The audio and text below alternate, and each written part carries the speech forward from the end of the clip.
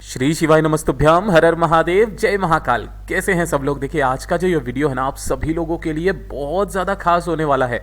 आप सभी को पता है कल है 20 दिसंबर का दिन और कल पड़ रही है बुधवार की अष्टमी। इससे पहले जून जुलाई के अंदर बुधवार की अष्टमी पड़ी थी, तब पूज्य गुरुजी ने कहा था कि जो बुधवार की अष्टमी होती है ना, ये बहुत बड़ा संयोग लेकर के आती है और इस दिन किए गए जो भी कार्य होते हैं ना, वो आपके सफल जरूर होते हैं। इतना महत्व है बुधवार की अष्टमी का, और जो इस बार साल में अंत में पड़ रही है। अगर आपके घर में किसी को कोई बड़ी से बड़ी बीमारी, बड़े से बड़ा रोग है ना, वो इस दिन खत्म हो जाते हैं। अगर आपकी कोई मनोकामना है, काफी समय से पूरी नहीं हो रही है, उपाय कर करके थक चुके हो ना, तो एक बार बुधवार की अष्टमी के दिन इस वाले उपाय का प्रैक्टिकल जरूर कीजिएगा। पूज्य गुरुजी ने कहा कि एक बार प्रैक्टिकल जरूर करना, कहीं सीहोर वाले बाबा झूठ तो नहीं कह रहे हैं। आपकी जो भी कामना होगी ना, पूरी जरूर होगी। पूज्य गुरुजी की कथा से सुनकर के और समझ करके पूरे उपाय को बड़े ही विस्तार से बताऊंगा, परंतु उससे पहले आप सबसे एक छोटी सी प्रार्थना की जो लोग पहली बार आए हैं, चैनल को सब्सक्राइब जरूर कीजिएगा और वीडियो को लाइक करके देवादिदेव महादेव जी का कोई सा भी प्यारा नाम कमेंट बॉक्स में लिखना मत भूलिएगा। मात्र आपको थोड़ा सा हरा मूंग और बेलपत्र लेना है, बहुत ही आसान सा उपाय है, जरूर कीजिएगा। इस पूरे वीडियो के अंदर हम लोग 3 महा उपायों के बारे में बात करेंगे, जिसमें पहला उपाय आपको हरे मूंग और गुड़ बेलपत्र से करना होगा। दूसरा उपाय आपको पान के पत्ते और दुर्वा से करना होगा, जो कि आपकी मनोकामना पूर्ति के लिए उपाय होगा। और तीसरा, अगर आपके जीवन में दुख खत्म होने का नाम नहीं ले रहे हैं ना, तो आपके जीवन के सारे दुखों के विघ्नहर्ता, जिन्हें गणेश जी कहा जाता है ना, उनका अंतिम वाला उपाय जरूर कीजिएगा। सबसे पहले बात करते हैं पहले वाले उपाय की। ठीक है, देखिए पहला वाला उपाय किन लोगों को करना है कि अगर आपके परिवार में किसी भी व्यक्ति को या आपको किडनी, लीवर, इन सबसे संबंधित कोई ना कोई परेशानियां हैं, किडनी लीवर की बीमारी, बीपी की बीमारी है, या फिर शरीर में किसी भी तरीके का कोई बड़ा रोग है ना, तो एक बार बुधवार की अष्टमी के दिन, कल के दिन, इस वाले उपाय को जरूर कीजिएगा। आपको चाहिए क्या क्या इसके लिए? सबसे पहले आपको चाहिए 5 बेलपत्र, जो कहीं से भी खंडित और टूटे फूटे ना हो। ठीक है, इसी के साथ में आपको चाहिए होगा मात्र 1 गुड़ का टुकड़ा। पूज्य गुरुजी ने कहा ये जो गुड़ की ढेली होती है ना, ये आपके सारे रोगों का नाश करती है। 1 गुड़ का टुकड़ा आपको लेना है और थोड़े से लेने होंगे हरे मूंग। अब ये हरे मूंग कितने लेने भैया? तो आपको लेने हैं 1 कटोरी, जो छोटी वाली कटोरी होती है ना, उस 1 कटोरी हरा मूंग लेना है। लेकिन काफी सारे बार गलती क्या करते हैं, काफी सारे वीडियो वाले ये नहीं बताते हैं, जो ये हरे मूंग लेने हैं ना, ये कच्चे नहीं लेने हैं। ये चीज ध्यान रखना। इन्हें क्या करना, 2-3 घंटे तक पानी के अंदर गला देना।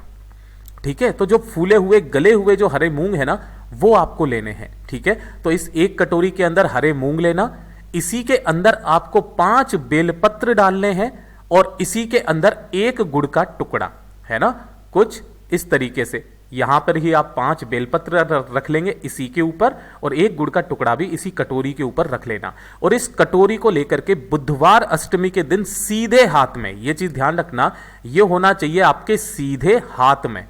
एक चीज सुन करके बता रहा हूं, इन सब चीजों को ध्यान से सुनिएगा। सीधे हाथ में लेना, और जो भी व्यक्ति है आपके घर में बीमार है, जिसको किडनी, लीवर, कैंसर, किसी से भी संबंधित कोई रोग है ना, उसके सिर से लेके पैर तक, है ना, ऐसे करके आपको उतारना है। कितनी बार? 21 बार आपको उतारना है।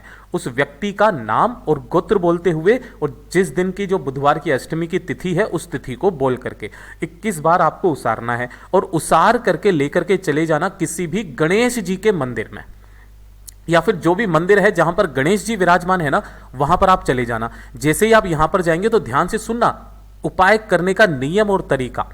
जो गणेश जी का सीधा हाथ है, ये वाला है ना, इस सीधे हाथ की तरफ आपको कटोरी को रखना है। लेकिन सबसे बड़ी बात यह होती है, काफी सारे लोग गलती कर देते हैं, वो यहां पर उठा करके रख देते हैं, या सीधे हाथ में यहां पर टिका देते हैं, कुछ भी, है ना। लेकिन इस तरीके से नहीं करना है। और जो आप कटोरी लोगे ना, वो नई कटोरी लेना, पुरानी कटोरी मत लेना। ठीक है ना। तो पूज्य गुरुजी ने कैसे रखने के लिए बोला है?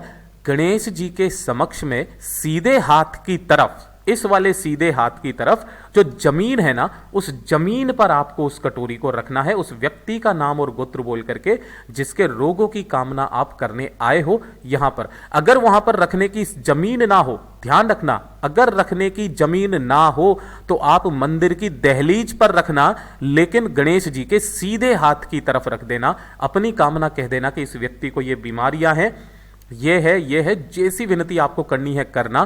पूज्य गुरुजी ने कहा है कि अष्टमी के दिन आप करोगे, एकादशी या प्रदोष तक आपको इसका असर दिखाई देने लग जाएगा। इतना अद्भुत और अचूक उपाय है ये, पूज्य गुरुजी का बहुत अद्भुत उपाय है, जरूर कीजिएगा।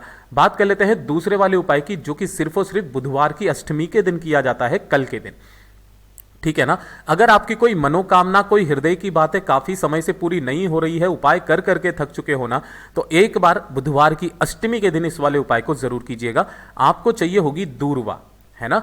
अब यह कितनी दूर्वा चाहिए, तो यह चीज ध्यान रखना, पूज्य गुरुजी ने इस वाले उपाय में जो बताया है, तो जो आप दूर्वा लेने का क्रम है वो या तो 1 लेना, या 3 लेना, या 5 लेना, या 7 लेना, या फिर 11 लेना, या फिर 21 लेना। इस क्रम में आपको दुर्वा लेनी है, ठीक है ना। इसके अंदर गांठों वांठों के बारे में नहीं बताया कि आपको कितने गांठों की दुर्वा चाहिए। आपको मात्र इनमें से कितने भी नंबर की जो आपको इजीली मिल जाए उतनी दुर्वा लेना, और एक लेना है आपको पान का पत्ता। किसका पत्ता?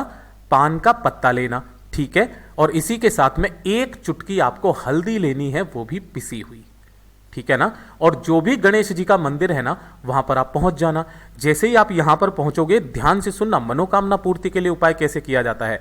जो आपने पान का पत्ता लिया है ना, इस पान के पत्ते पर आपको हल्दी से बनाना होगा स्वस्तिक।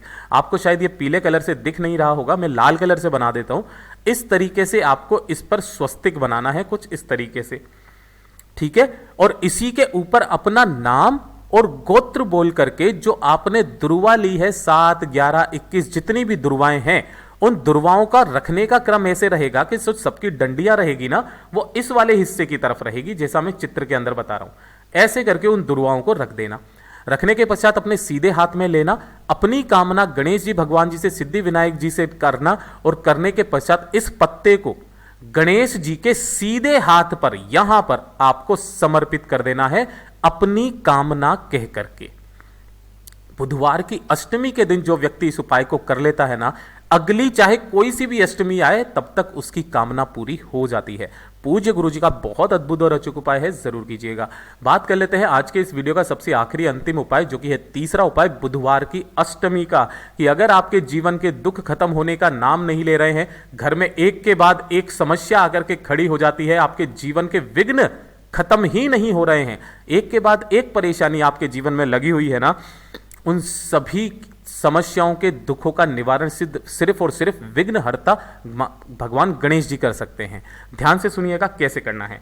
इसके लिए आपको अपने दुखों का छुटकारा पाने के लिए लेनी होंगी बेलपत्र। कितनी? मात्र 1 बेलपत्र आपको चाहिए, जो कहीं से भी खंडित टूटी फूटी ना हो।